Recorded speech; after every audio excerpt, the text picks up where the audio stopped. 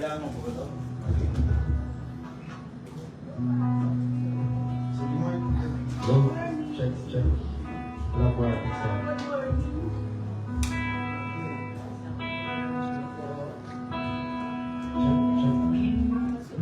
Hello, good morning, church. Good morning, hello. Parang mahina. Good morning, church. Medyo konti lang tayo ngayong araw. Kasi siguro po yung iba, mga on the way pa lang. Ayan. Nakalagay po. On the way pa lang. Tapos yung iba, siguro nanonood pa lang live kasi kakaliban natin.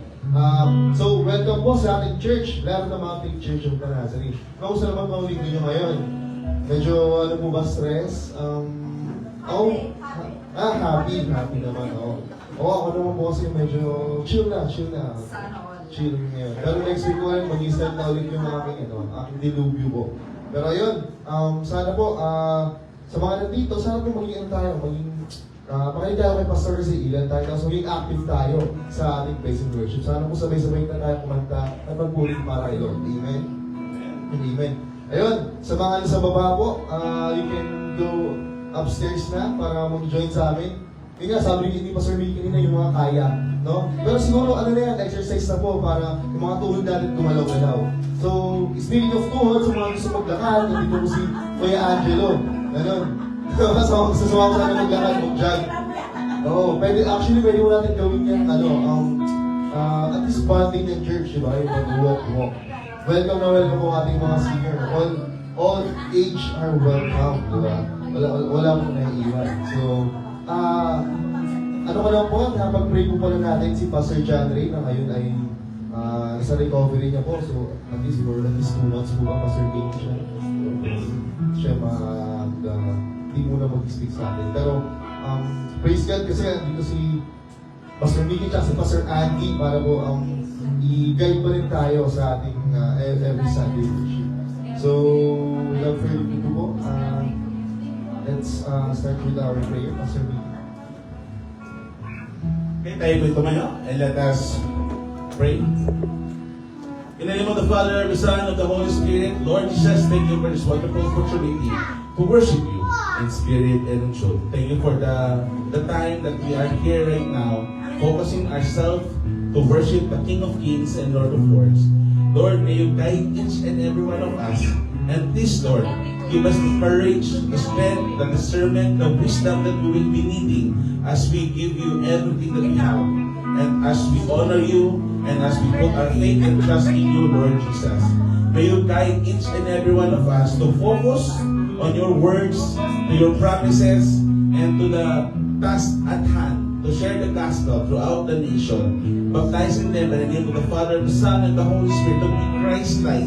May you be the source of our foundation. May you be the source of our strength, the source of our faith and hope.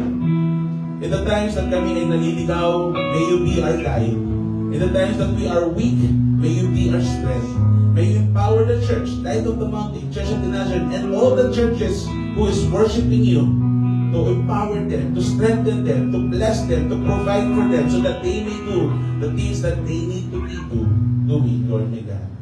May you be with us dahil sa aming mga work, sa aming mga ministries, sa aming mga affairs, sa aming mga ginagawa, sa aming hobbies, sa aming mga pinagkakaabalahan, Panginoon, na ikaw ang maging sentro at ikaw palagi ang magibabaw, Panginoong Jesus. Lord, sa pagkakataong ito, may you be with us as we worship with one another, our brothers and sisters in Christ. May you bless each and every one of us na maging tunay at tapat, na hindi maging lukewarm, kundi maging mainit, at ikaw ang nasa-shine sa buhay namin. May you shine in our lives. And may we lift your name on high, higher than any other name, na ikaw ang maitaas, and that you may be the source of our foundation, the strength of our foundation, and that you may be at the center of everything that we will be doing. Sa aming pag-iisip, sa aming pananalita, at sa aming mga gagawin, ay maging kaaya-aya palagi ito sa iyo, Ama. Jesus, Lord my God, may you be with one another. Lalo sa aming mga sakit, na protektahan nyo, guide them, heal them mightily in your precious blood. May you empower them with your Holy Spirit. Ngayon din sa aming senior pastor, sa Pastor Danley, recovery, may you bless him, Lord, na siya patuloy na gumaling. Ganun sa may mga kasamahan namin na may karamdaman, Lord, pagalingin niyo sila, huwag niyo silang papabayaan. May you give relief, may you give comfort, and may you give healing in the name of Jesus. Sa mga wala dito, Panginoon, lalo sa mga kasamahan namin na sa abroad, na sila Kuya Ricky, sila Timina, may you bless them, Lord, at huwag niyo silang papabayaan. Sa mga kaibigan namin at kasama namin na wala dito, hindi maka-worship, Lord, may you touch their heart, be with them, na makasama namin sila, although not physical, but makasama namin sila sa aming online worship, Lord. And Lord, sa mga taong involved sa inyong pagsamba sa araw na to, may we be prepared, may we be excited. At ganoon din, Lord, sa aming paglatas sa simbahan ito, hindi lang sana head knowledge to, kung hindi may gamit namin to at may share ko sa ibang kasamahan namin, lalo sa mga mahal namin sa buhay. May Lord help us to be the salt and light of the world. Lord, we give you all glory, honor, praise. We give it to you, Lord, because karapat-dapat ka, because you're the King of Kings and Lord of Lords. We love you, Lord. In Jesus' mighty name we pray. Amen. Amen. Tayo manatili na tayo as we worship God in singing. Ayan, magandang umaga po sa ating lahat. Tayo rin po sa Panginoon at tinda kahit nunti lang po tayo, di ba? So, wala makakapagpigil sa atin sa Panginoon sa pagpuri sa Kanya. So, ating kantahin ang banal mong tahanan. Ating tahan sa ating kamay. Magpuri sa Panginoon.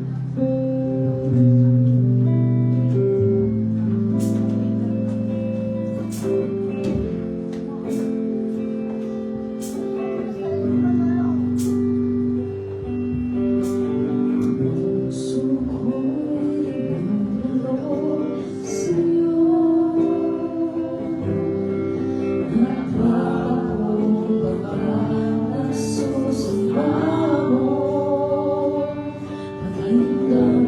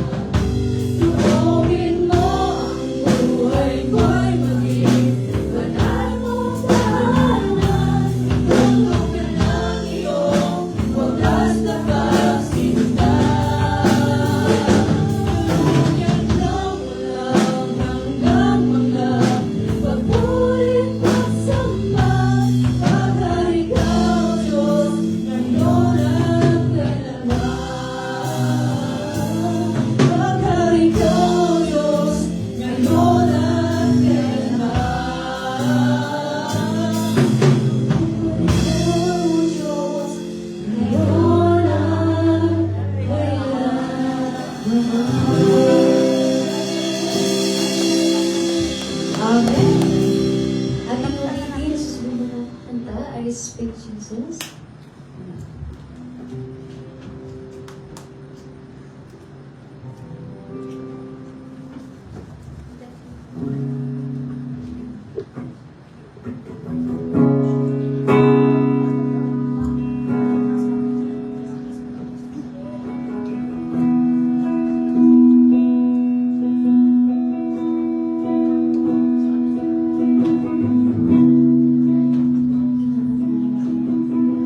Sa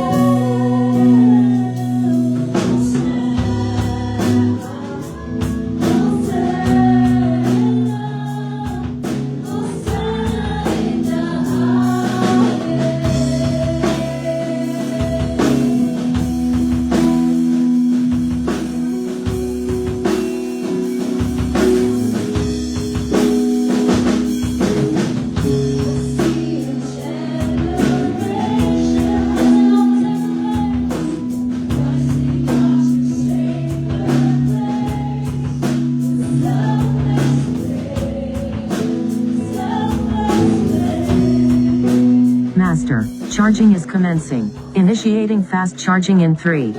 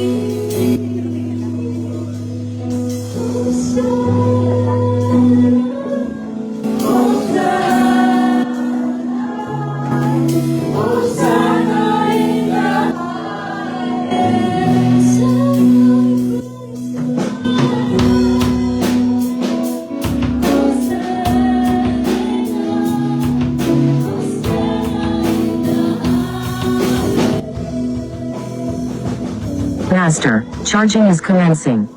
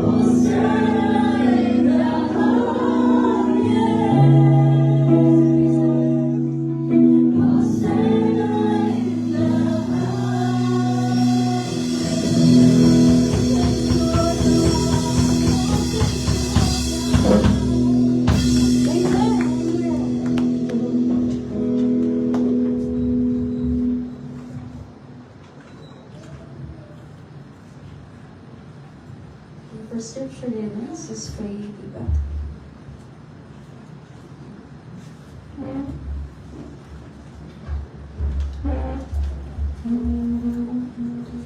Our scripture reading for today is found in the book of John, chapter 1, verses 6 to 14.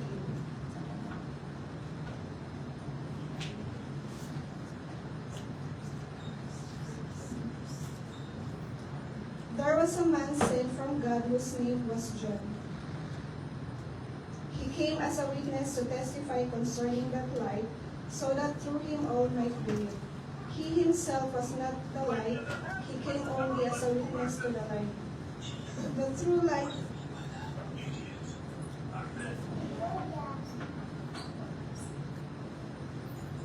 Sometime after this, Jesus crossed to the far shore of the Sea of Galilee, that is the Sea of Tiberias, and a great crowd of people followed him because they saw the signs he had performed by healing the sick.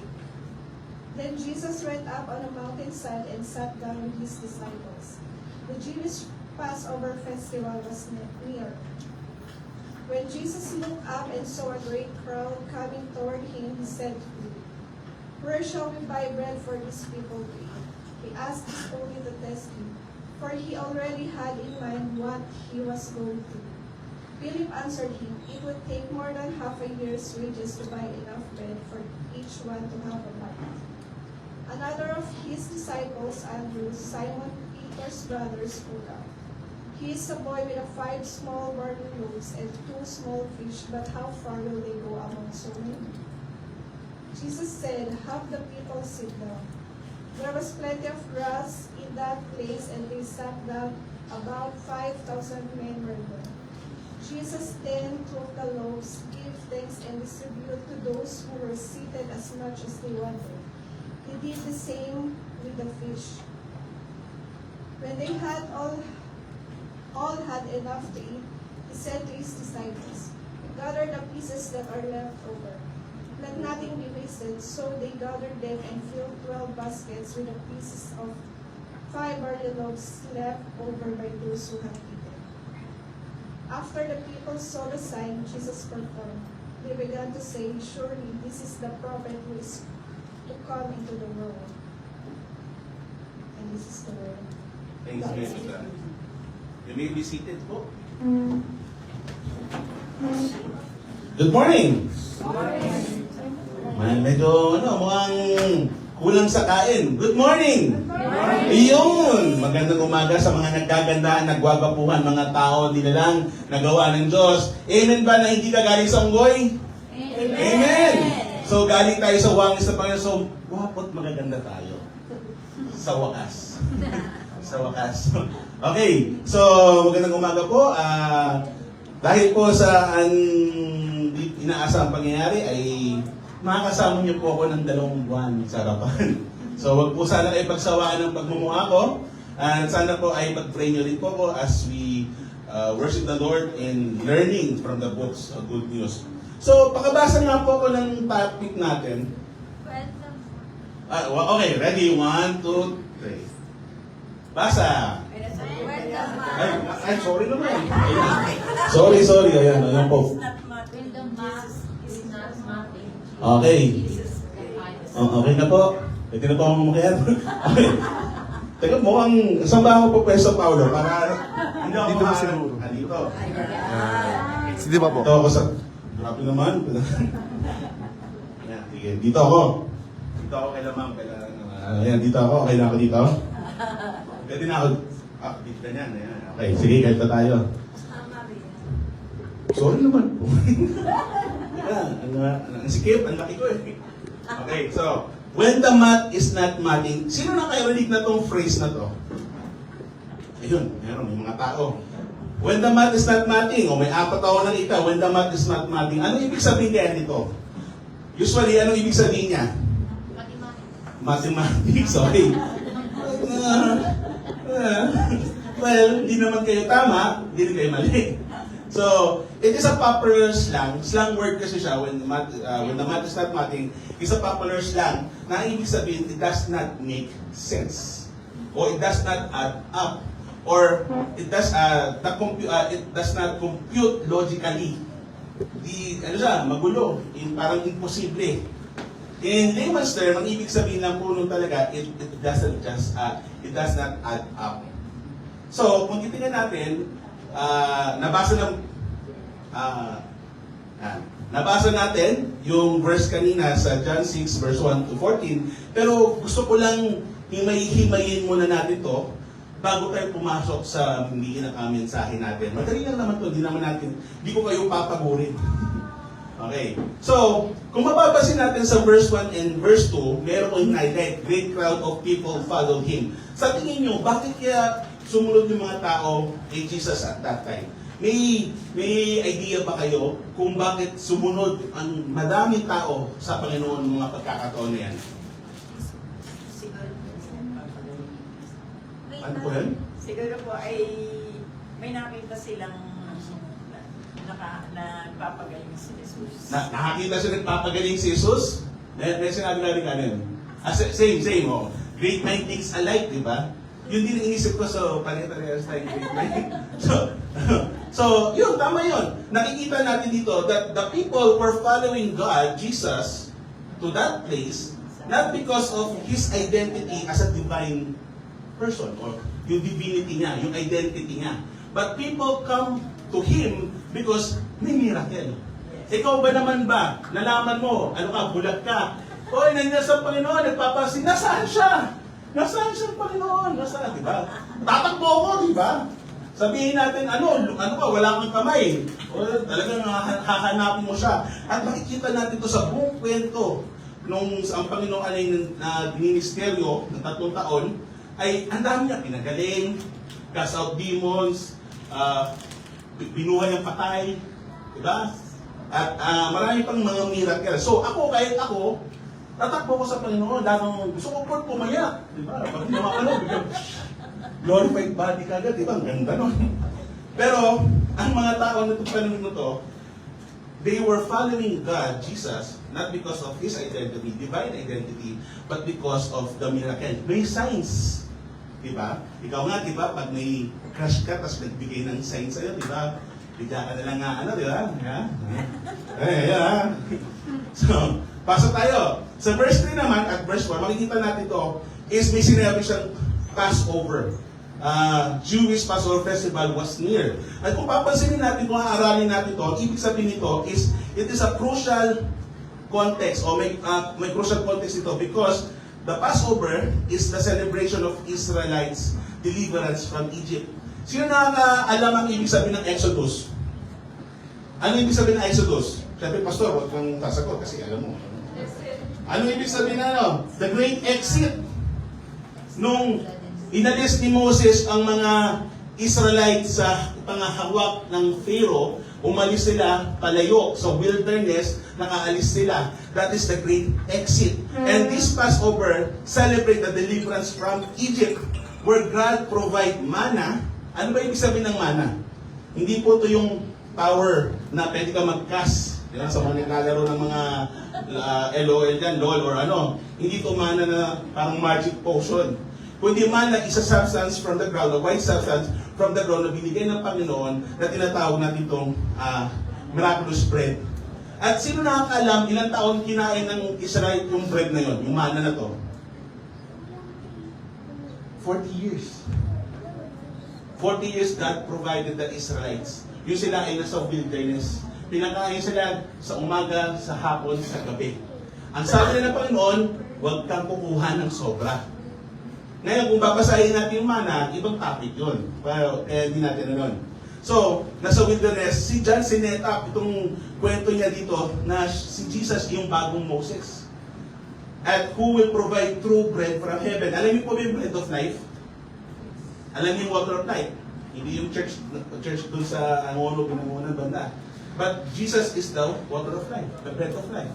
Diba? So, aaralin natin next Sunday kasi nakasiris na po ako. Pasok tayo sa verse 5, 6, and 7. Makita natin it would take more than half a year wages to buy enough bread for each one to have a bite. Imagine mo, sahod mo. More than half a year, sabihin natin 8 months. Yung sahod mo per month times 8, para lang ipakain doon sa mga taong nandoon. Take note, ang sinabi, bite. Hindi to eat. Sabihin nun, isang kagat lang. Nagutom, hindi kumakain ka na. Nagutom mo po. Anyway, na-joke lang. Huwag ito yan, I'm distracting you, so don't be distracted. Yeah? So, mapapansin natin, more than half a year wages para daw pakainin itong mga tao to. Imagine mo, Paulo, magkano sahod mo? Wala pa nga eh. Papakainin mo kami, wala kang sahod. Paano yun? Imagine mo yun, di ba? Pero tumatanggap naman ako ng IOU. So, pag may sahod ka na, di ba? And makikita natin dito, Jesus tested Philip. Philip is one of the disciples ng Panginoon. Philip was from that lugar kasi. So, tinest ni Jesus si Philip. Kasi taga doon si Philip eh. Kung saan nangyari to. At ang lugar natin si Bethsaida. Bethsaida, tama ba? Bethsaida, near Bethsaida. So, he knew the local area well. Jesus tests him to expose the limit of human arithmetic. Wow, di ba? Ginugol ko yung ibig sabihin ng math. Kasi ang pangat naman kung sabihin ko human math. So binago ko human arithmetic. Pero parang may konting bago kayong na. Kasi ako, arithmetic pala yung math, di ba? Ngayon ko lang nalaman. Nung nag-research, arithmetic pala, math pala yun. Okay. Di ba? And human calculation. At kung mapapansin natin sa verse 7, pilit calculate saan? In dinaries. Dinaries, how much yung dinaries? 200 dinaries nga eh. Is equal to 8 months of average labor wages. Ang mahal nun. Para magpakain lang ng isang beses, ng isang kagat. Alam niyo yung kanta ng Kamikasi? Di ba? Sarap na unang tikim. Isang kagat lang. Di ba? Isang nguya lang. Hindi mo na manamnam kasi isang beses lang. So, period conclusion, even if we had the money, we could only give every single one bite. Ano paborito mong pagkain? Pizza, burger, fries. Pizza. Imagine mo may isang slice ka ng pizza, tapos isang kagat lang pwede mong gawin. Malungkot ka, hindi. Malungkot. Ako nga, isang slice ng pizza, malungkot na eh. Si Andre, isang box ng pizza, malungkot pa eh. So, di ba? Malungkot tayo. At pero, pasok tayo sa verse 8. Ano na po to ha? Para lang alam yung pupuntahan natin. Kinukwento ko lang ano yung nangyayari to. Para mamaya alam yung mangyayaring kwento.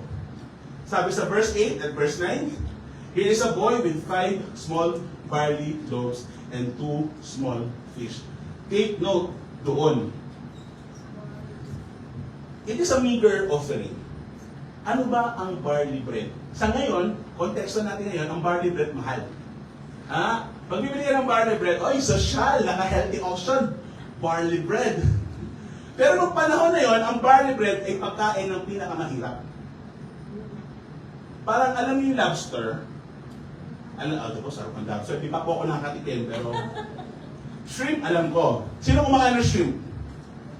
Ang shrimp, sa panahon ngayon, pagkain ng mayaman. Nung panahon, kupong years, basta kupong years, ang shrimp po, pagkain ng mahihirap. Ang daing, pagkain ng mahihirap. Pero ngayon, ang daing, pang mayaman. Di ba? 500 para sa champurado na may daing. Wow! Wow! Pero imagine mo, nung pagkakataon ito, ginawa ito, kwento at nangyari ito, barley bread. Barley bread and 2 small fish. Imagine mo, anong klaseng fish yun? Hindi naman pwedeng buhay na isda. Yeah? So, dried fish. So, kaya nga daing sinabi ko. So, pasok na yun tayo sa second disciple na gumawa nito, si Andrew. Andrew, Simon Peter's brother, spoke up. So, si Andrew, again, isa sa mga disipulo, nakakita siya ng isang batang lalaki na may daladalang 5 barley loaves and 2 small fish. Again, barley bread is the humble or cheapest food ng pagkakaroon ito. And Andrew identified may resources. May nakita siyang meron. Diba? Meron. May pagkain. But immediately, sinurrender niya yung pag-iisip na hope niya na, mapapakain na tayo, may pagkain. Because of human logic and human math. May 5 small fish ka, kuya, 5 small fish. 5 small bread and 2 fish. Papapakain mo ba yung buong school mo? Hindi. Kulang. Kulang yun. Because, pumasok si Andrew sa human logic o human math. Teresita, pag binigyan ka ito sa 10 piso, makakabili ka ng manok? Hindi. So, pagpag, kulang pa nga yung pagpag, 15 na ang pagpag ngayon, di ba? Dati 10 piso lang ang pagpag, ngayon 15 na. Yung pagpag na yun, ha? At sinabi ni Andrew, nung nakita niya to, teka lang, may pagkain nga, 5,000 to. Paano yun? So, ano to? What good it is kung kulang. Tama? 10 pesos, tapos kailangan mo bumili ng isang manok. Pag na 15 na, 15, kulang pa. Again, wala pa po tayo sa sermon na, relax na kayo. Relax na kayo, wala pa tayo sermon. Inaano ko pala yung sermon ko, para may konting, kasi may arte-arte tayo. Mamaya makikita niya. Pasok tayo sa verse 10, 11. Anong ginawa ng Panginoon? Nagkaroon ng order. At kaya gusto ko, I want to, Pastor Andy, because sinasabi niya order. And truly, God is a God of order. Tama? Amen? God is a God of order. Dapat may order. Kasi paano ka makakain sa mundo kung hindi ka order? Diba? Nakita niyo yun? Paano ka gagraduate kung hindi ka nag-aral? May prerequisite, may kailangang gawin. At sinabi dito, kung papasin natin sa Mark 6:39, note, they sat down in organized groups. Organized groups. Doon sa green grass. Pag narinig nyo yung green grass, ano usually pumapasok sa inyong Bible verse? Ay, isip. Green grass. Ano merong green grass? Psalms 23. You make me lie down in green pasture. Napansin niyo yung build-up ng kwento? Nangyayari nito, kinokot ni John yung mga nangyayari nung unang panahon at yung nangyayari pa lang. Ang galing, di ba? So, he made me lie down in green pasture. Now, remember, that 5,000 people is 5,000 men. 5,000 na lalaki, tatay, mga malalaki, mga mama. Hindi kasama doon yung bata. Hindi kasama doon yung mga babae. Eh, usually ba, ilan ang anak sa isang pamilya? Dalawa. Usually. Madaming isa, pero usually, kung papasok ka sa statistic, dalawa lagi anak. So imagine mo yun, hindi na 5,000 yung tao pinakain niya, kundi it's 15,000 to 20,000 people. Imagine feeding that many people with 5 bread and 2 fish. When the math is not mathing, it does not make sense. Di ba? So, bibigyan natin ng sense. Sabi naman sa verse 12 at verse 13, all had enough to eat. What? What? Napakain nila yung buong tao na yun with that 5 loaves of bread and 2 fish. Kasi nangyari, kung babasahin natin to, meron 12 basket na tira. Nakita nyo? Nababasa nyo ba? All had enough to eat. At kung babasahin mo dyan, may 12 baskets na tira. Filled 12 basket with the piece of the 5 barley loaf left over by those who had eaten. In short, nabusog sila. Sobra-sobra. Walang kulang. Overflowing. At kung mapapansin nyo, ilan ang disciples ni Jesus? 12. Ilan yung natin ang basket? 12. 12. So, in short, yung mga disciples kasi na magkakaroon nun, they were doubting sa pwedeng gawin ng Panginoon. They were doubting na mapupusog sila, mapapakain sila. They were doubting and hesitant na mapufulfill at masasatisfy nila yung tao. But here comes 12 overflowing basket. Isa-isa meron silang hawak. Anong pinapatunay nun? Because of their doubt, pinakita ng Panginoon sa kanila yung physical evidence na God's capacity to provide is overflowing. Amen? Ang Diyos natin di po small. Ang Diyos natin ay big.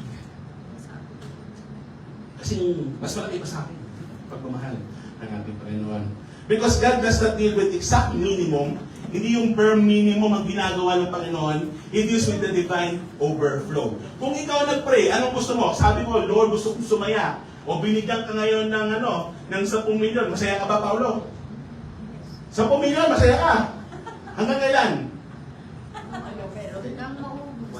Hanggang maubos. Ang 1 milyon po, nakakita ko sa bangko sa BDO, ang 1 milyon ganito lang karami. Ganyan lang ang 1 milyon. Kung gagastos ka sa isang araw, lalabas ka, may mga pamilya. Pagkakain kayo ng pamilya mo sa labas, magkano ang minimum na gastos mo? Magkano? 5,000. Hindi naman, grabe naman 5,000 na kumain. Grabe naman 5,000. Sorry, last mo. Grabe naman, mas mga 2,500. Depende kung sa Jollibee McDo ka ng mga abot ng 1,500, 1,800. Tapos, Grabe ng Marami 5. kasi kami yung Marami nga eh, marami nga. Oh, sabihin natin 5. Okay, 5. 5. Ito tinanong ko, so 5. Imagine mo 5,000 per meal. Breakfast, lunch, dinner, that's 15,000 a day times 10. Kasi hindi ko kaya times 30 kagad, so times 10, 150, 300, 450, di ba? Grabe, ang math, 450,000 gagastusin mo. Di ba? It does not make sense when the math is not mathing. Pasok din ano pa, di ba? Galing, no? Nag-aralan ko yan. Pasok tayo sa last verse, sorry. Pasok tayo sa last verse. Kung mapapansin nyo, ang nakalagay dito, the crowd recognized him as a prophet promised by Moses in Deuteronomy 18:15. However, as the rest of John 6 shows, kung pinakita to, kung babasahin nyo yung buong verse, yung buong kwento ng chapter 6, the Israelites want to have a political king. Political king ang gusto nila. To give them physical food. Ano nangyari? They missed the mark. They missed the mark na what Jesus is truly is. Which is the bread of life. Babasa nga ako nitong quotation na to.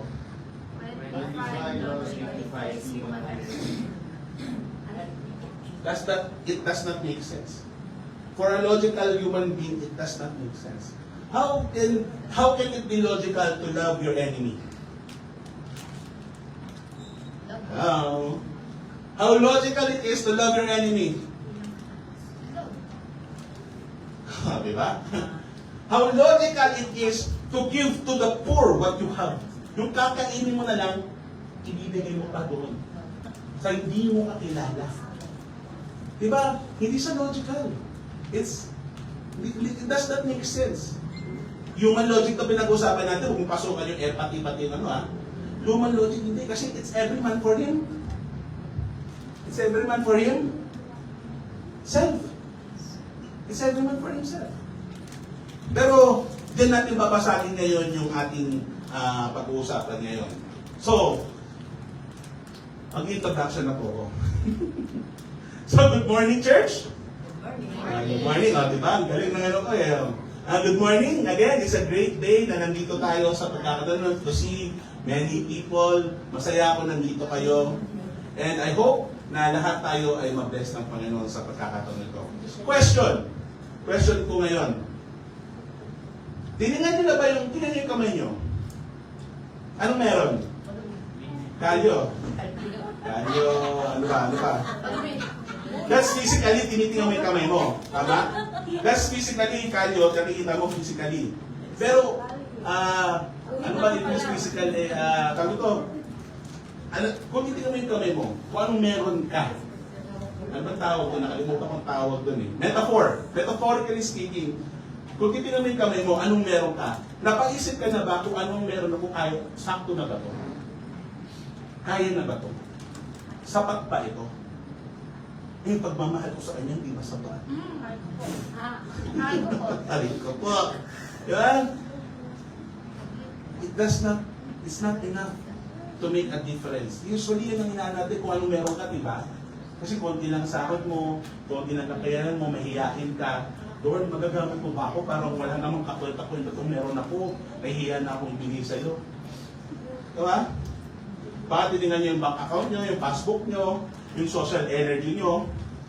At the end of the day, your humble skills and talent, and thought, Lord, what can you possibly do in what I have? Naalala ko si Pastor Santamayo, yung passion and purpose, what's in your hand. Kasi maganda yung lesson doon, pero hindi ko pag-uusapan yun. Ibang topic natin yun. Because we tend to measure success and victory by the sa laki na meron ka. Your credentials, your network, diba? Yung credential mo, yung networks mo, and yung network mo, doon mo masasabing successful ka. But hindi pala totoo yun. You can be successful kahit wala kang credentials. You can be successful kahit wala kang network. You can be successful kahit wala kang network. Ang kailangan mo lang ang Panginoon. Because we mostly think that to have a big impact, kailangan natin may malaking bagay tayo. Maraming pera is equals to maraming pwedeng gawin. Lalo pag maluho ka. Di ba? Kung gusto mong mag-speaking engagement, kailangan ko muna kunin yung credentials, makagraduate muna ako, mag-speech power muna ako, mag-seminar muna ako, bago ko gamitin ng Lord at makashare ng gospel. Tama ba yun? Hindi. God can use you what you are. Kung babasahin natin ang Bible, sino ang mga ginagamit ng Panginoon? The weak, the poor, the broken. Hindi mo kailangan maging magaling muna para magpagamit. Kailangan mo lang willing kang magpagamit. Kahit hindi ka magaling, kahit hindi ka mayaman, kahit wala kang alam, as long as you're willing, God can use you. You don't need to be 100% kaagad to be of use to the Lord. Kahit 0% ka, because God will provide, God will equip you to be the 100. So let's pray. Heavenly Father, thank you for this morning. Thank you for welcoming us into your presence today. Lord Jesus, as we dive into your word, listen to voices that tells us that we are not enough. Lord, we rebuke the evil spirit who wants to destroy us from the inside and out. Open our eyes to see the massive potential in our smallest offering. Take our few loaves and small fish today, Lord, and use them for your glory, honor, and praise. In Jesus' mighty name we pray. Amen. Okay, pasok tayo ngayon. Anong nakita nyo? Almost 5 days ko pinusto. May nakita ba kayo? Okay, nakita nyo ako. Pero anong nakita nyo? Picture. Ano pa? Okay, bibigyan ko na kayo ng hint. May Easter egg dyan. Diba? Mahilig ako sa Marvel, so may Easter egg ako dyan. Para sa mga tinatalam, AI, PowerPoint. Galing na. Okay? Sige, dahil kulang tayo sa time, sabihin ko na. May Easter egg ako. Mali yan. It does not make sense. Basahin natin. When the is-mat is not matting, does it make sense? It does not. Kung alam mo yung kwento ng feeding of the 5,000, ilan ang bread? Ilan ang bread? Tatlo. Mali. Mali, ilan? 4. Mali rin. 2.5. 2.5 lang po yan. Kung papansinin mo, hindi po yung isang bread. 2.5 tapos isang fish lang. It does not add up. Kung papansinin natin yung gawa ko, may 2 fish pero 3 breads lang. Kulang pa rin. Diba? Kaya nga, when the math is not working. Diba? Ang witty-witty ko. Ewan ko, hindi kayo impress eh. Ewan ko na lang. Baka ako lang na, baka sa akin lang ito, witty ko ah. Gawin ko nga ito. Mukhang hindi effective sa inyo. Ewan ko sa inyo. So, konteksto lang, again, obviously, John 6:1-14 is written by John. Si John. Si John. Usually, it's around parang 30 to 32 AD yata ginawa ito. At yung location nito is the northeast shore of the Sea of Galilee, which is yung sa may Sea of Tiberias near Bethsaida. Yan. Tapos, mapapansin nyo, itong kwento ng miracle, aside sa resurrection, ang nasulat sa Matthew, Mark, Luke, at John. Amazing. 4 of the gospel nasulat ito. Kaya kung babasahin mo ito, makikita mo ito sa Matthew 14, Mark 6, Luke 9, John 6, yung kwentong ito. Siyempre, iba-ibang point of view, nag-focus tayo kay John. So, yun. Yan. So, pasok na yun tayo sa point number 1 natin.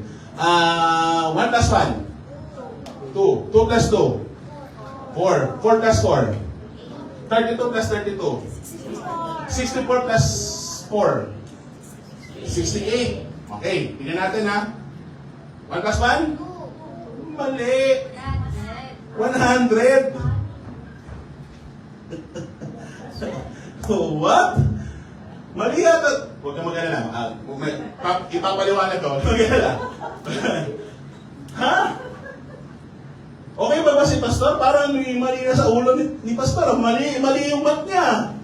Well, ang tawag ko dito, babasa? Oh, di ba? Lupit yan. The math of divine addition. Anong ibig sabihin itong math of divine addition? Luman logic says 1 plus 1 is 2. It's basic.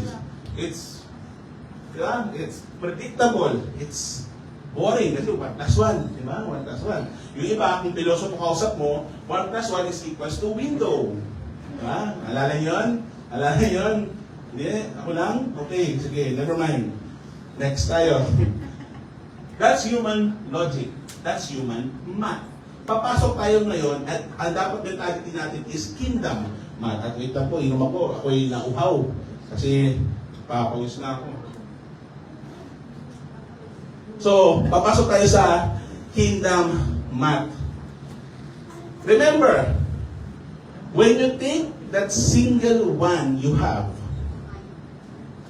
kung ano man ang meron ka, maliit man yan, marami, konti, maganda, pangit, broken ka man o hindi ka broken, masaya ka man o malungkot, yung isa na yan, ibibigay mo, yung isa mo, ibibigay mo sa isa ng Panginoon. You don't just get a modest upgrade. You will get an absolute explosion of divine potential. Nag-guess yun po ako? Yung isa na meron ka. Bro, anong meron ka ngayon?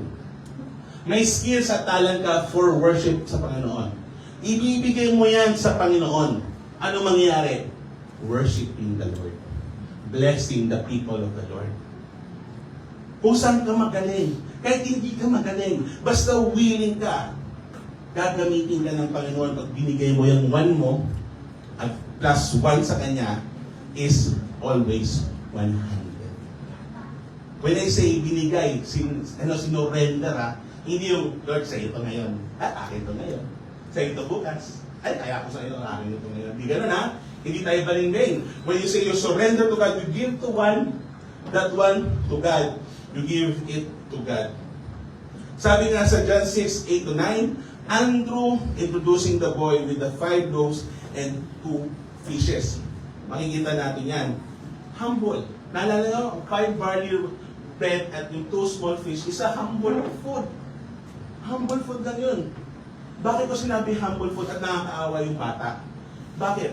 Sa tingin nyo ba may Uber at Grab nung panahon na yun? May NRT ba at MRT nung panahon nito? Siguro may donkey, may horse, may camel. That is for rich people. Donkey nga, mahal na. Pati horse. Ang horse kasi ng panahon nito is used just for the military. Yung mga kings, mayayaman, pati military lang meron yan. Usually camel. Pag traveler ka, camel. At kung papansin mo, yung pumasok si Jesus, ano sa kanya? Donkey.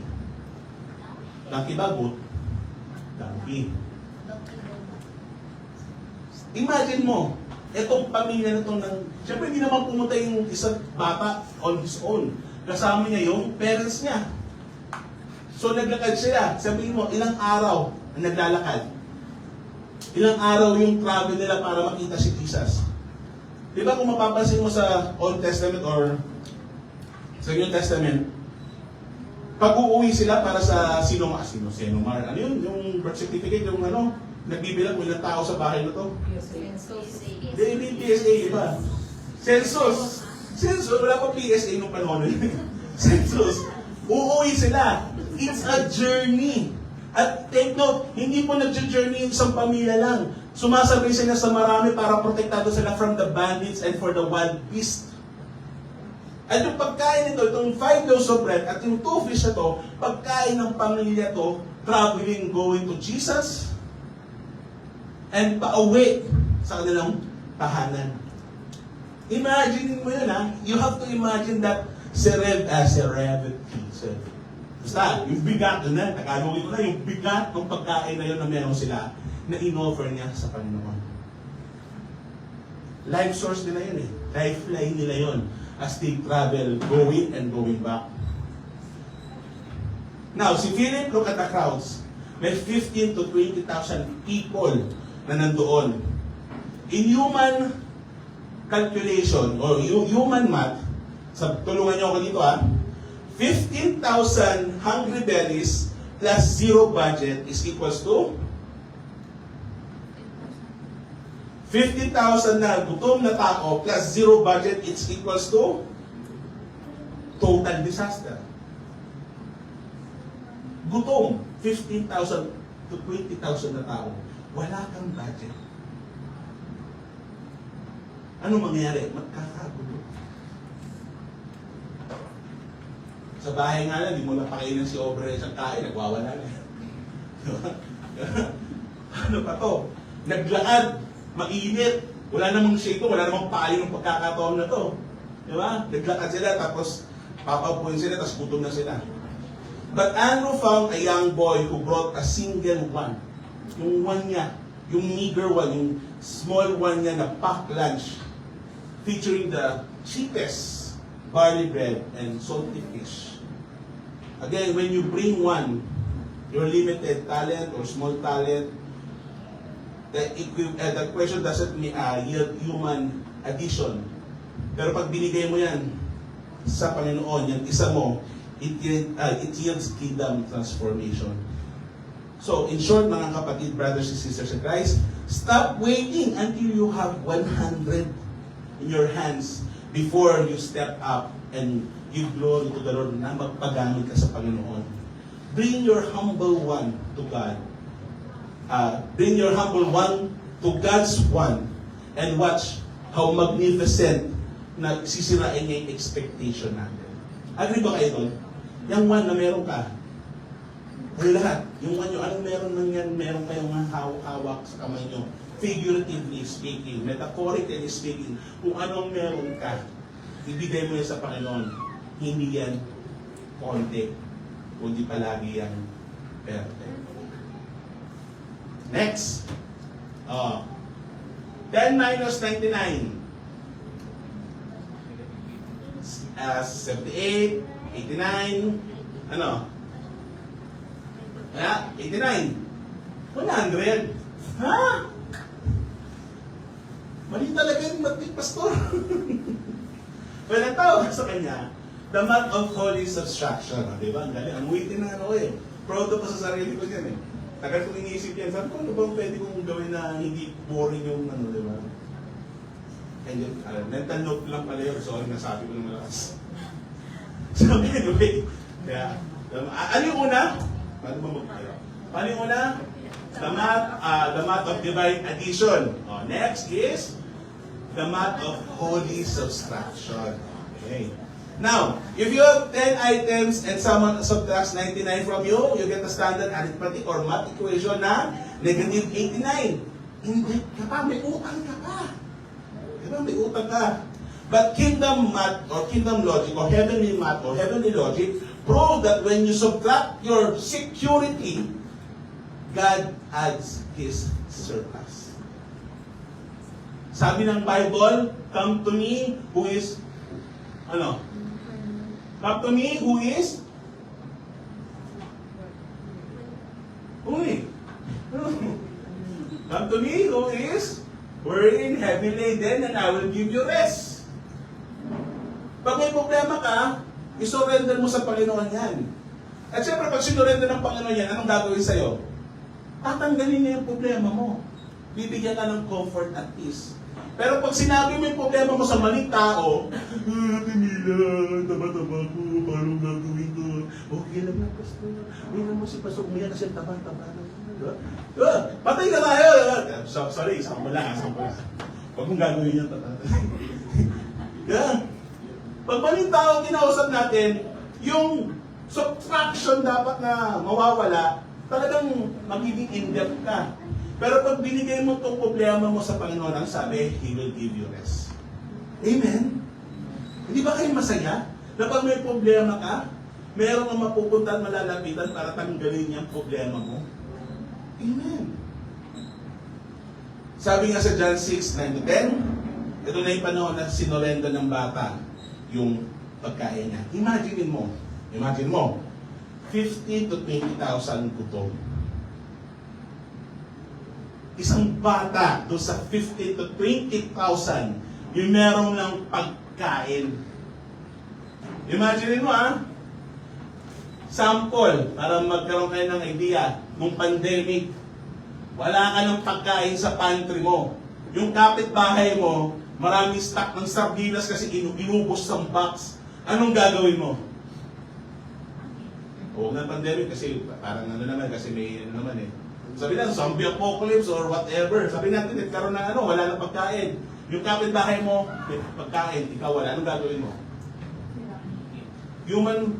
Human sense. Survival. Pasukin mo yung bahay, kukunin mo pagkain. Tama? Ganun ang mangyayari. Imagine mo, 15,000 to 20,000 na gutom na tao, tapos may pagkain yung bata. Kung ikaw yung bata, anong gagawin mo? Hindi ko sasabihin na may pagkain.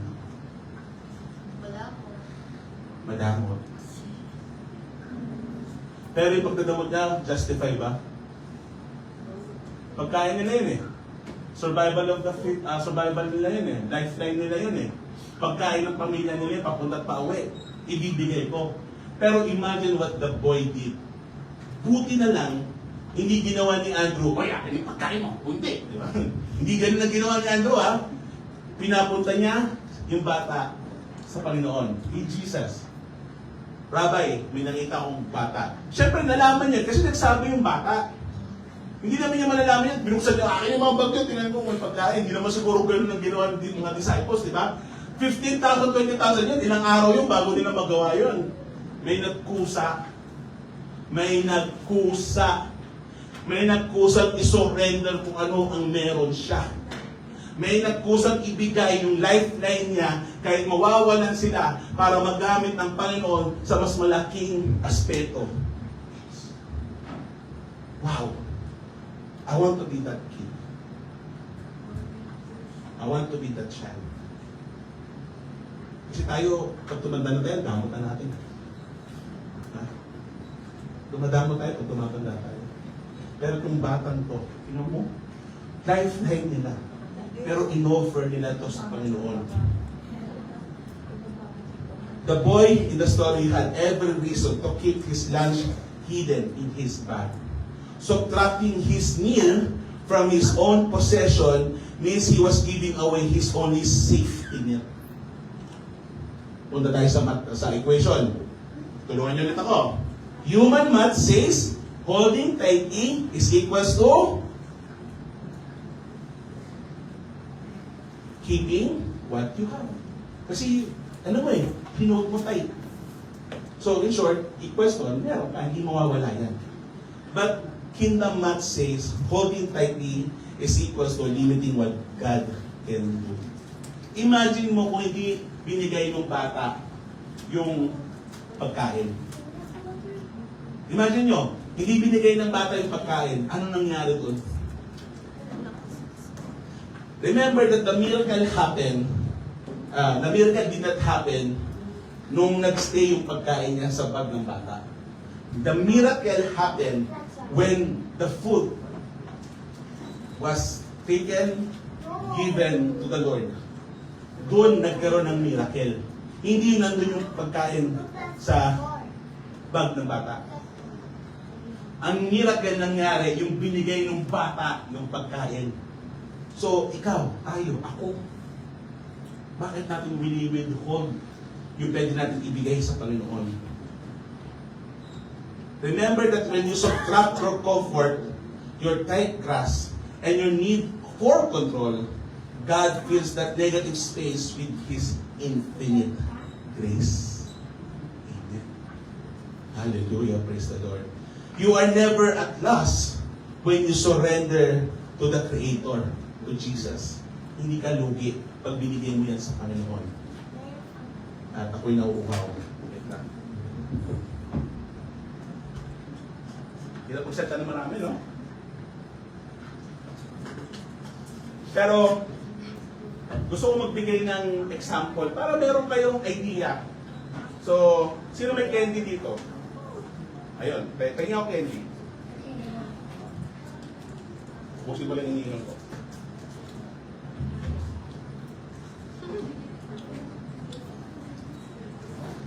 Ingat. Ingat. Okay. Okay. May papakita ko sa inyo. Ano to? Isang candy. Subukan natin. Kahit madumi, kahit masapin. O, sabay-sabay tayo ha. Mag-pray kayo ng malakas. Mag-pray kayo. Hindi pwede tayo eh. Mag-pray. Uy, mag-pray kayo. Hindi kayo marunong pray. Alright, 1, 2, 3, pray. Lord. Bless nyo. Sabay, kayo mag-pray sa sarili nyo. Already, mag-pray kayo. 1, 2, 3. Lord, may you bless this. Multiply it for your glory, honor, and praise. In Jesus' mighty name we pray. Amen. Okay. So, sakit sa'yo. Tapos, sakit sa'yo. Tapos, sakit sa'yo. Tapos, sakit sa'yo. Tapos, sakit sa'yo. Tapos, teka lang. Sakit sa'yo. Sakit sa'yo. Sakit sa'yo. Sakit sa'yo. Teka lang po, marami pa yata po eh. Oh, nag-pray tayo, dumami. Hallelujah, di ba? Oh, may candy. May candy tayo lahat. Oh, candy, candy. Oh, candy. Candy. Marami pa yata po eh. Oh, may candy. Candy. Candy. Oh, yung nag-iisang candy, ano nangyari? Oh, meron pa. Oh, marami pa. Ano nangyari doon? Umiinom lang ng kape kanina. Ano nangyari doon? Galing! Parang miracle, di ba? Ano? AI copy lang. Diba? Umiinom lang ng kape mainit, tapos bigla naglagay tayo ng isang candy, pinagpay natin, dumami. Napakain kayo? Nakakain kayo lahat? O, yung iba sabi, plenty. O, bigyan natin isa pa. O, yan na tira. 1, 2, 3, 4, 5, 6, 7, 8, 9, 10, 11, 12. Kunyari 12. Hindi si nanay mo. Tapos ako. Huwag kang natira! Huwag natira! Wow! Galing magic! Hindi pala magic. Sorry, miracle! Galing ni Lord, eh, no? Alam mo? In-offer ni Mika yung isang candy niya. Dumami, nakakain tayo lahat. May sobra pa. Hindi scripted. Ano ba nakalib tayo? Diba? Galing kayo, huwag kayo mawawala. Every Sunday meron tayo something. Anyway, so, pabasa na ulit ako. It does not make sense. Paano nangyari yun? Umiinom na ako ng mainit na kape, kanina pa, nakita man ako ng mga tao umiinom kanina pa. Naglagay ako ng candy, in-offer natin kay Lord, pinag-pray natin, nakakain kayo lahat ng candy, may sobra pa! Wow! Galing! Diba? Ang witty, okay, pasok tayo kasi gutom na kayo. Division, sino marunong mag-divide? 50 over 50 is? 100! Ang tawag ko dito, the math of sacred division. Ano yung una? Para makita nyo. Una is divine addition. Sunod is holy subtraction. And yung next is sacred division. Di ba? Para ano. So, papasok tayo ngayon sa division. Now, normally, when you divide or break something in half, ano nangyayari? Kumukonti. Humihina. Lumiliit. Yung tama, lumiliit. But in God's math, God's logic, kingdom or heavenly logic or heavenly logic or heavenly math, division is actually a recipe for multiplication. Ha?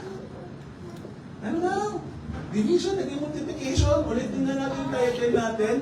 When the math is not mathing. It does not make sense.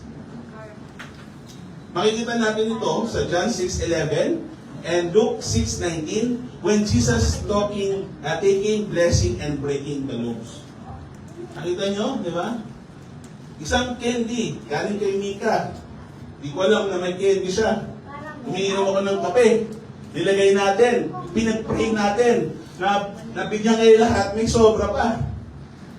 Diba? Multiplication, pero division daw eh. Bigyan natin ng sense. Now, kung titingnan mo, the exact order ng miracle. Ano nangyari ito? Ano yung order ng miracle? Sino nakakalala? Nakikinig. So nakikinig. Pag nakinig ka, alam mo to. Ano yung order ng miracle? Jesus took the loaves, give thanks, and He broke them. He break them. Sabi sa Bible, God is near to the broken-hearted. Ano sa Japanese yung nilalagyan ng gold? Ano yung pas na turo sa akin yun eh. Pag nabasag yung cup sa Japan, pag nabasag yung cup, ibig na itapon, lalagyan nila ng gold. Argetsuchi? Okay. Dapat pinag-isipan ko bago ko sinabi. Ano yun? Ano yung tawag doon? May ano yun? Wow! Sana all! Basta, pag naalala ko sabihin sa inyo, pero sa Japan, pag ninabasag, imbis na itatapon nila, nilalagyan nila ng gold para gumanda at tumibay. Boom! So, ang nangyari dito, He divided the bread into pieces before distributing it. He divided the bread. He divided the fish before distributing it. Pero bago niya binlay, pinag-pray niya muna.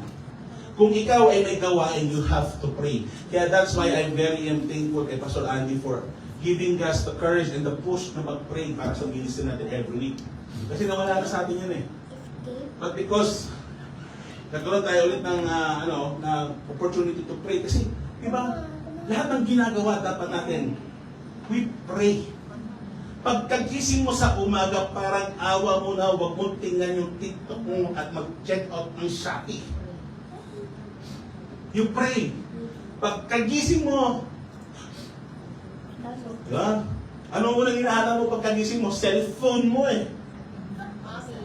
Tapos pag di mo nakita, asa ang cellphone ko? Susuntukin ko kayo. Pakila. May nabubuking. May nabubuking. Diba? Pagkagising mo sa umaga, you pray. Lord, thank you. Gising ako, buhay ako. Every single time. Katulad ng isang araw, umuwi kami galing sa birthday celebration ni Papa Gian. May nabangga sa harapan namin bago kami umikot pauwi ng bahay.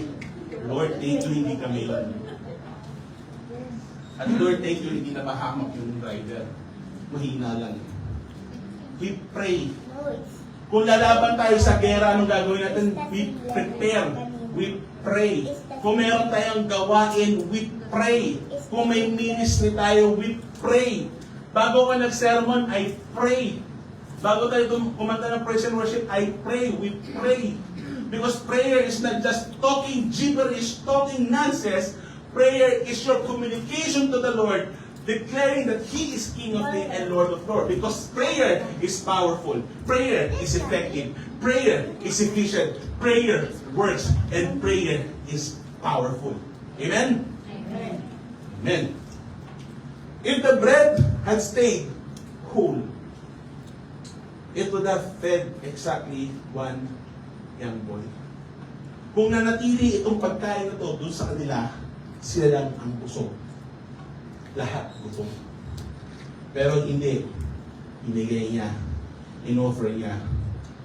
Only when it was broken could it feed tens of thousands of people. Think about it. Kung anong meron ka ngayon. We love, because ito yung problema. We love the blessing part of life. Diba? Love, blessing.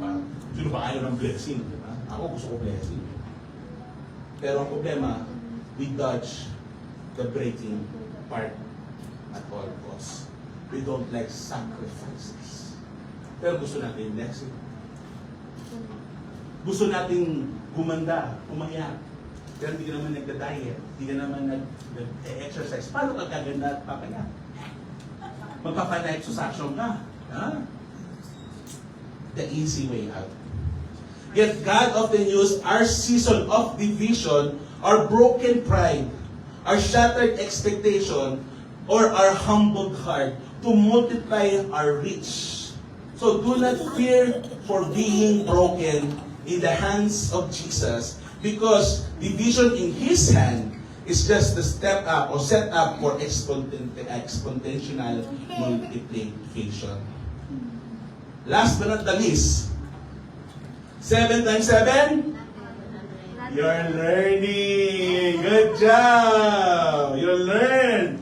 Sa last na natuto. Ang tawag ko naman dito ngayon is the math of divine overflow. Wow, overflow. Kasi multiplication, di ba nag-overflow dapat yun? So 7 times 7 is... No, 7 times 7 is human math, human logic. 7 times 7 is 49.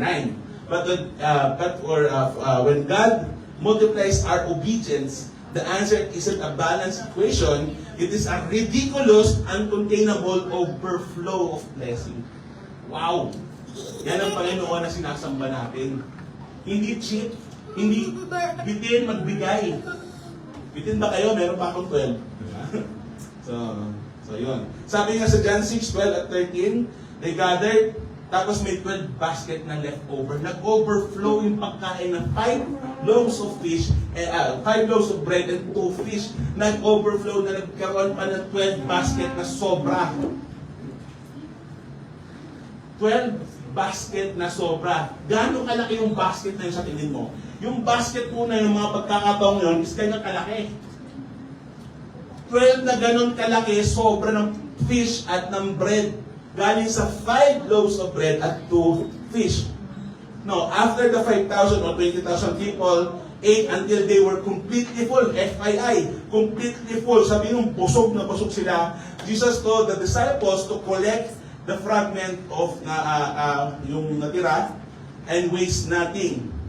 Nasabi ko lang kanina that they gathered 12 basket of leftover because may 12 disciples na pinakita sa kanila physically na nagkaroon ng physical manifestation para to quench their doubt, to quench their uneasiness. Nagkaroon ng divine physical proof of that miracle. Because si God, pag na-bless, hindi po bare minimum. Okay lang ba sa'yo sa jowa mo, bare minimum lang ang bigay sa'yo? Yes. Oh! Huh? Hindi yung ginaga.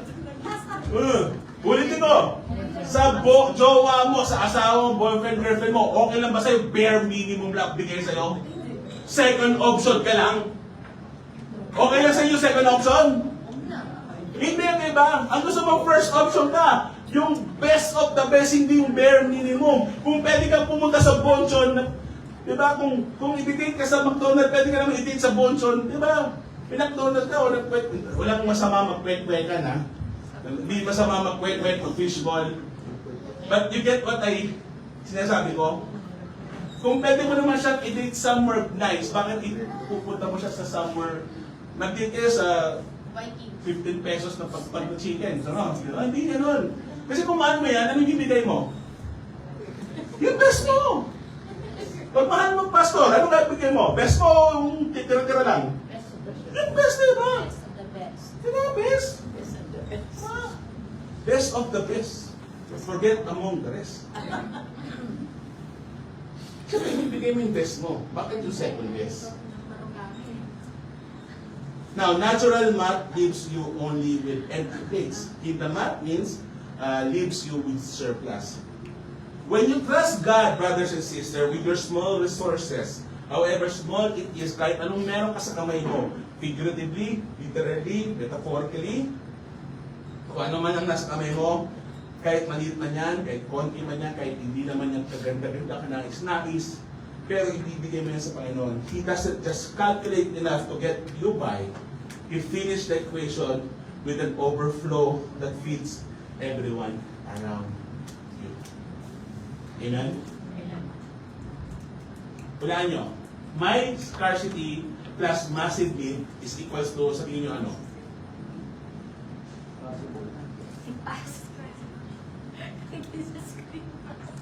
Wala naman yan. Wala kung ano yun. Hinihirahan nyo yung ano ko eh. Cheating kayo. Bawas pa yung kisa lang yun. Diba? Impossible. Our scarcity, which is yung resources natin, plus massive need, is x equals to, it's possible. Pero, in the math, papasa ko, I little, your little, our little, plus surrender to Jesus is more than enough. Anong ibig sabihin nito? The core meaning of human limitation are transformed into divine abundance when willingly placed in God's hand. Willingly placed in God's hand. Yung my little na yan, yung our little, represent our limited human capacity. Your small strength, time, talent, or yung small resources mo. But when we surrender to Jesus, the intentional act of letting go of control and giving what you have to God without holding back is more than enough. The result is divine multiplication. Hallelujah. So sabi nga dito, never disregard small offering when we place our humble resources, no matter how broke or small into the hands of Jesus. He blesses, breaks, and multiplies them to accomplish a grand work that satisfies souls and overflow with grace. Now, question. May pangalan ba yung bata?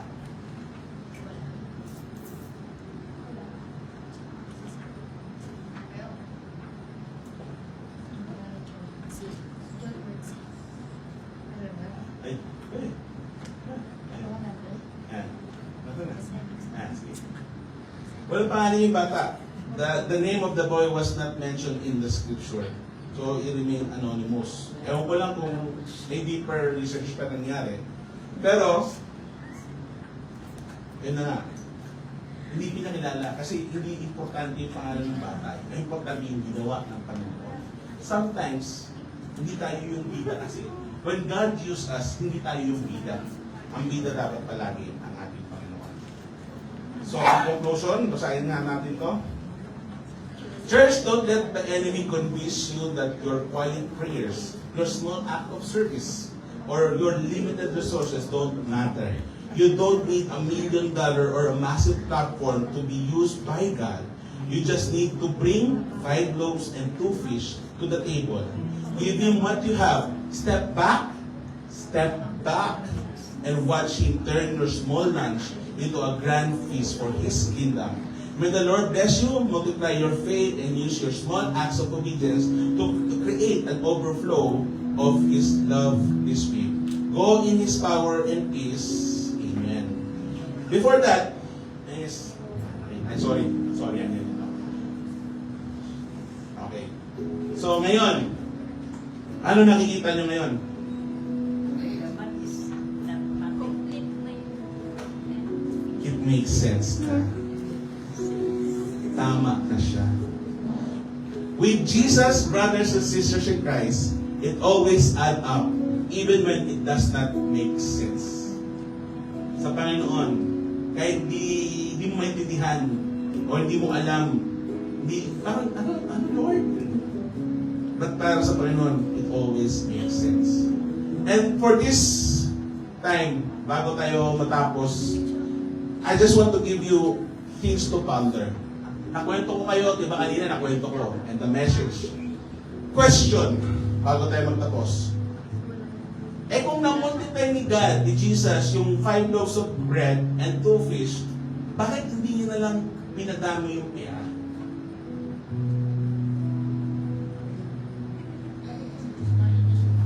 Bakit hindi coins yung ginawa ko?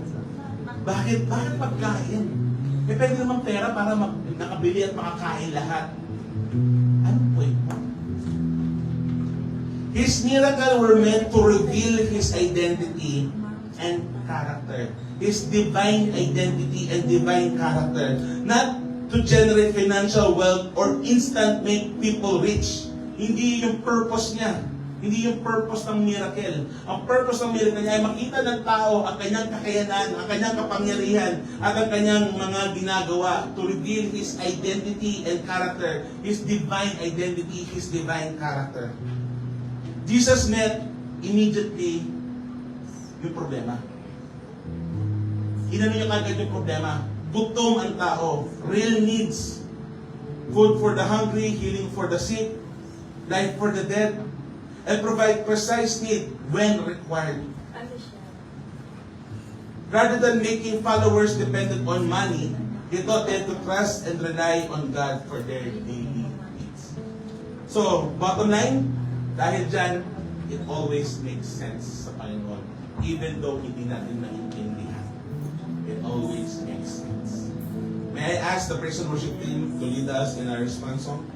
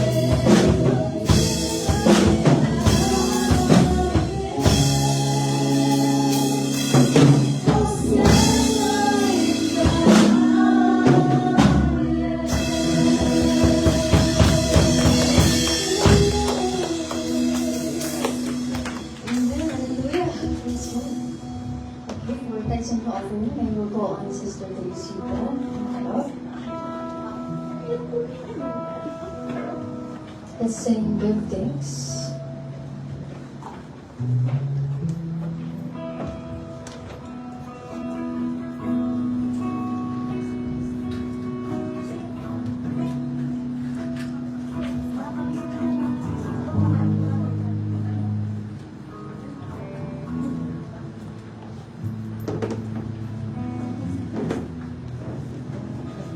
Magandang umaga po sa ating lahat. Malugod ko po kayong inaanyayahan na tayo ay magbigay ng ating itapo at handog bilang pasasalamat sa kabutihan at katapatan ng Diyos sa ating buhay. Ang lahat ng ating tinatangkilik ay nagmumula sa Kanya. Kaya't ang ating pagbibigay ay isang pagsamba at pagpapakilala sa ating pagtiwala sa Panginoon. Magbigay ang bawat isa ayon sa ipinasya ng kanyang puso. Hindi mabigat sa loob o napipilitan lamang, sapagkat iniibig ng Diyos ang nagbibigay ng masaya. Corinto, verse 9, chapter 7. Mga kapatid, naway ang ating paghandog ay magmumula sa pusong puno ng pag-ibig, pananampalataya at pasasalamat sa Diyos. Tinatawagan ko po ang Jose para sa kids in offering.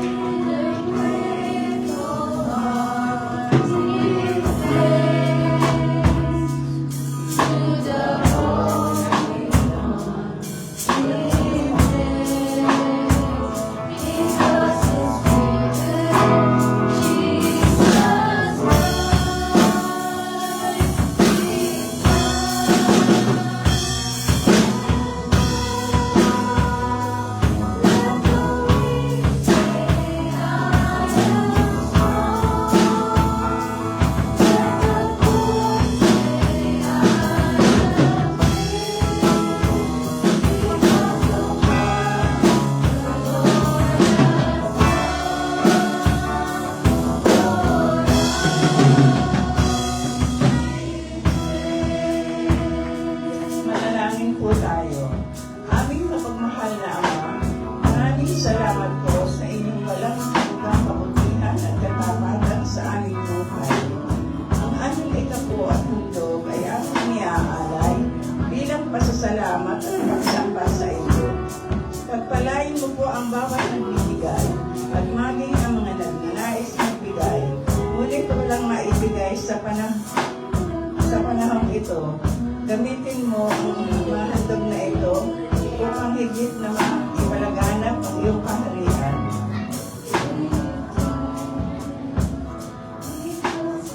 Iyong kaharian at malwalhati ang iyong pangalan. Ito ang aming dalangin sa pangalan ni Jesus. Amen.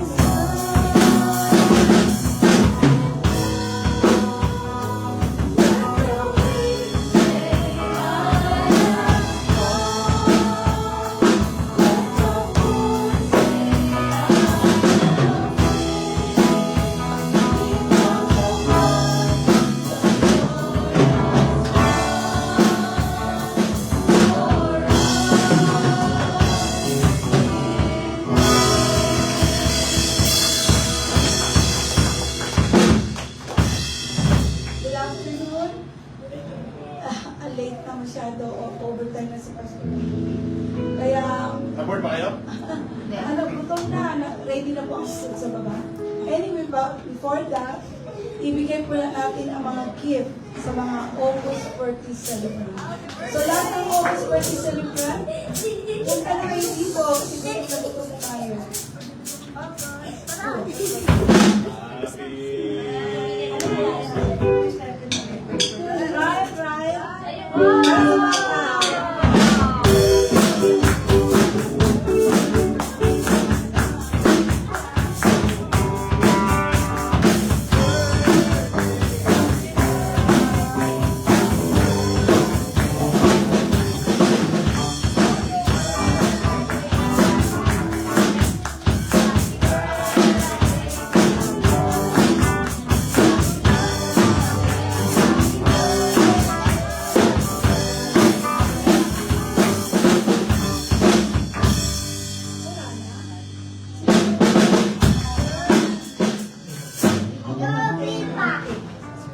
Pastor Vicky, pag-pray po sila. Tapos, ano na tayo?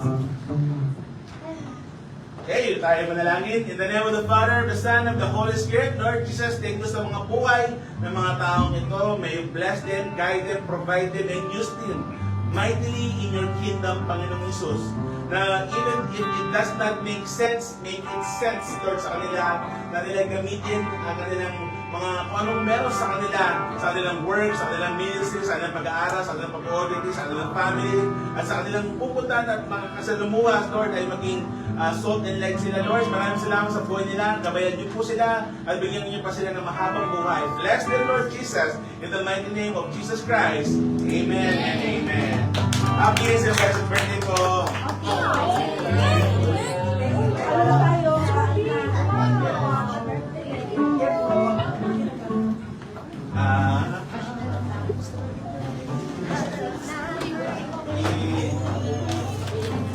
Announcement.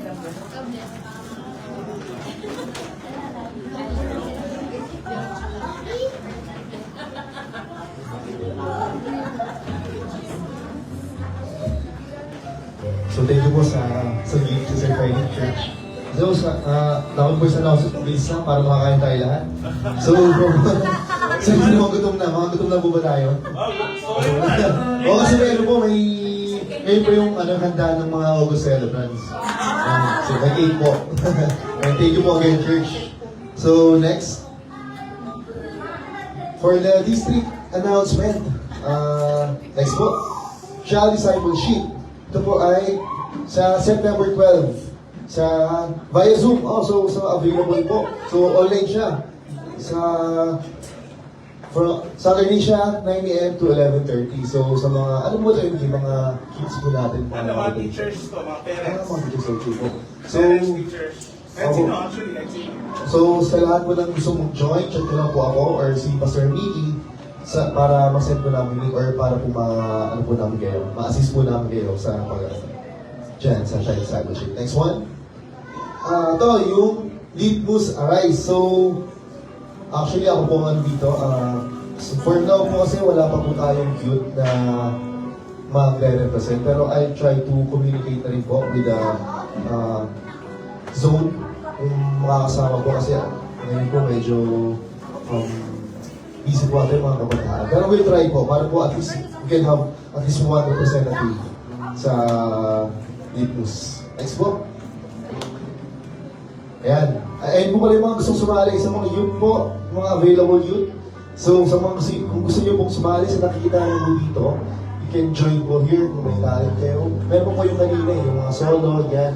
Actually last year po, nanalo po tayo sa poster making. Yung kapalit ko balik represent si Pearl. I think third place po ata siya. Tapos, last year naman po, siya yung sa, ay hindi, ano po yun? Sport music po pala yun. Pero yun po, sana po may makasali pa po. If sa mga available rin po, ng mga yun natin, chat nyo lang po ako if gusto nyo pong sumali. Then, Magre-reply yan. Magre-reply po. Yan. Eh po, tingin niyo po yung may mga talent or skills, you can join. So for the Zone 5, September ang next. yun, yung non-stop worship. So far po, wala pa po kami pag-usapan sa non-stop worship. So, next one. Yun sa ating local church announcement. Yan, weekly prayer meeting. Yan, every Wednesday na po siya at 7:30 p.m. to 8:30 p.m. Ito po yung pinaunahan ni Pastor Mickey. So, you can join po ulit sa ating Google Meet. Sa mga wala po sa GC, kasi doon po reset pwede nyo po kami i-chat. Yan, gano'n. Dapat po mga indicator po dito yung yung mga Facebook account ng mga pwede natin i-contact. Opo, yun. Ayan po yung mga sumali itong Wednesday. Yan, dami nyo po Ano yan? Ilan po yan, Pasta? Dan yata kami. Kasi dalawa tapos sa isang cellphone. Marami ang dami po nila. Ayun nga po yung sinasabi ko sana, makabalik natin yung sa church. Yung dito yung dito po ginagawa. Para po, feel natin yung prayer, di ba po? Next. NY service, wala po, pero ibabalik mo natin yan as soon as possible. Yan. Next one po. Ito po yung prayer time natin. Ito po ay ginaganap every Friday na pinangunahan naman po ni Pastor Andy. Pero last time po ata, di po ako nakasali last Friday. Ay, Friday po Sino pong nag-lead? Si Pastor Billy po nag-lead. Yun, sa mga sumasali po ng mga nagpa-participate dito sa church every Sunday, sana po makasali rin tayo para, kumbaga, para ano po natin to, call start, di ba? Para ready tayo sa Sunday. Kasi di ba sabi nga ni Pastor Andy, dapat organize tayo, di ba? At least alam po natin yung mga gagawin natin this Sunday. Yun, next one po. Ayan, sa messenger po pala kami nag-call. Ayan. Ayan po, galing po, no? Kinuha ko pa sa Ano? In-expect mo ba ito pa si Andy? Galing po, no? Kayo po gumawa, Pas. Magaling po, no? Iba nagagawa ng AA. Discipleship class natin. Yan. Ay, ito po pala yung discipleship yan. After, ano po, no? Lunch na. After lunch. Meron po tayo mamaya, no? Yes po, sana po maka-attend po tayo for discipleships. Yung pinawanalig ni Pastor Andy. Yan. Ayan, yung ating naman, every Sunday, yung ating regular worship po. From the, yung Sunday school po, sorry po, dyslexic na ako. Every Sunday po, Sunday school to po ay pinaunahan naman ni Daddy o si Brother June. From 9:30 to 2020. Bakit yung iba yung kasi si Mami? Kasi po. Ayan. Sana po maka-attend naman tayo. Actually, it's a form of parang open discussion po para po sa mga may mga tanong kayo and also yung mga gusto kayo i-clarify. Pwede nyo pong sabihin dito yan sa ating Sunday School. Marami pong tutunan. Ako po personally, marami po akong natutunan kahit kasama lang kami sa bahay. Okay, group pala yun. Ba't siya sinabi sa akin? Ganun. Next po. Yan, ito. Ang ating regular worship, Sunday worship from starts at 10:30 a.m. hanggang 12. Ngayon medyo nag-overtime po tayo kasi late na rin tayo mag-start. Pero yun, you can also watch us on, sa FB, no? Yung Light of the Mountain Church na search lang po. Active na po siya ngayon. Sobrahan ba? Pero okay po yun, diba? Para po kumalat yung word, di ba? Mas okay po yun. Yun, again, you can follow us sa FB po and may YouTube po, pero personal po ata ni Pastor Vegan. So if di po kayo makaka-attend dito sa aming church, you can watch us po sa live. Follow na rin po, tsaka like and share. Like and share. And for our means opportunities, yan po, opening prayer, welcome greetings, if you're reading, tithes and offering. So just go to church, but be the church. You can always join us. Yun, kasi we still badly need some musicians, di ba? Yan. Tsaka, hindi lang po yun. You can also, participate sa mga tithes and offering. Yan po, yung ginawa ni Nanay Teresita kanina. Tsaka yung scripture reading. Welcome na welcome po kayo. Para mag-practice rin tayo, di ba? Nanginginig ako eh. Oh, pero okay, malamig po kasi.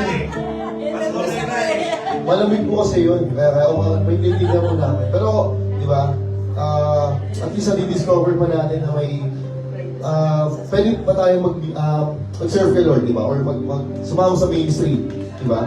Na hindi lang youth and yung pastor sa mga nandito, kundi yung church mo mismo. Amen. Next. Ayun na, happy birthday. Again, happy birthday po sa amin. Yan. Galing po. Airin po ba to? Kasi pogi ko po dito eh. Parang hindi ko makakahan. Wala ko nakuha picture mo. Sobrang pogi ko. Yan lang yung nakuha kong picture mo. Yan. Again, happy birthday po. Parang magkamukha po yung palit yung ba? Ayan. For class. Before po tayo manalangin, sa sermon po na nakita natin, at the end of that passage, sabi po doon, lumabusog yung mga tao, they look at Jesus as a prophet. They look at Jesus as the prophet. But when you look to the child, why he was willing to give the 5 loaves and 2 fish, it is because he knows Jesus is God. And as we come to close this, we come to today looking at Jesus not as a prophet, but God. Amen? He can do miracles, do the mapping and everything. But the sure thing is God, Jesus is God, and He can do everything. Ang something lang po doon is ang tingin ng tao kay Jesus as a prophet, not as God. Ang tanong ko po ngayon sa umaga nito, how about you? When you look at Jesus, ano po yung nakikita niyo sa Kanya? And so if you look at Him as God, then therefore you don't have any reason not to give your one thing sa Panginoon. Amen? Let us pray po. Father God, we thank you na Ikaw ang Diyos na mabuti, na umiibig. Katulad Pastor, feeding of 5,000. You look at them with compassion. Alam mo yung needs nila during that time. And that's why ipinakita mo yung kapangyarihan, ipinakita mo yung pag-ibig, ipinakita mo na ikaw ay nag-aalala para sa kanila at lalo higit sa amin sa oras na ito. Kaya nga, Ama, patuloy ka po kumilos at makikita namin ang iyong katatilaan, ang iyong pag-ibig at lalo higit ang pagiging Panginoon mo sa aming buhay. At pag sinabi namin, ikaw ang Panginoon, ikaw po ang masunod. Ang kabanalan mo ang maghari, ang pag-ibig mo ang sumasama sa amin upang maipabuhay at maipapakita naman namin ang pag-ibig at ang iyong presensya na sumasa amin. Dalangin po namin ito sa pangalan ni Jesus. Ngayon po, hinihiling ko ang lahat ng tumayo at tanggapin natin. Tanggapin natin sa umagang ito ang pag-ibig ng Ama, ang biyaya sa pamamagitan ni Kristo Jesus na ating Panginoon at Tagapagligtas, at ang pagpisan ng Banal na Espiritu ay sumaatin ngayon at magpakailanman. Amen. Magandang umaga po. Kailan po natin ang doxology.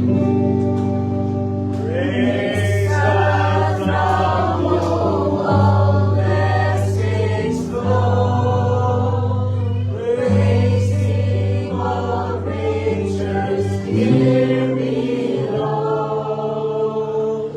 Praise Him above in heavenly halls. Praise Father, Son, and Holy Ghost.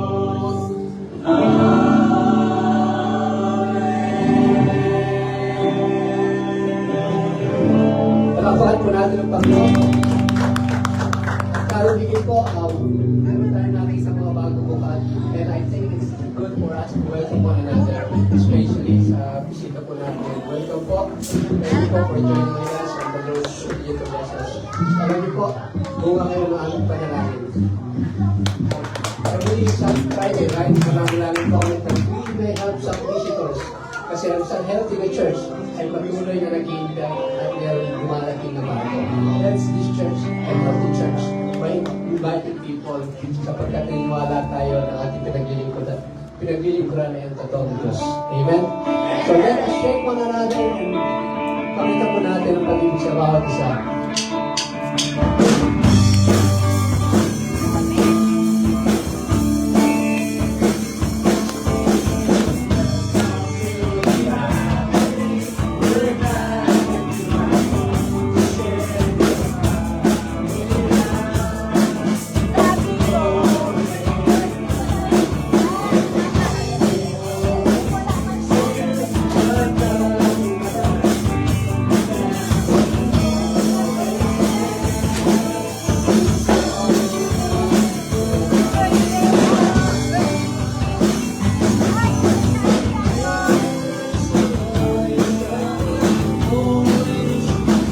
Master, charging is commencing.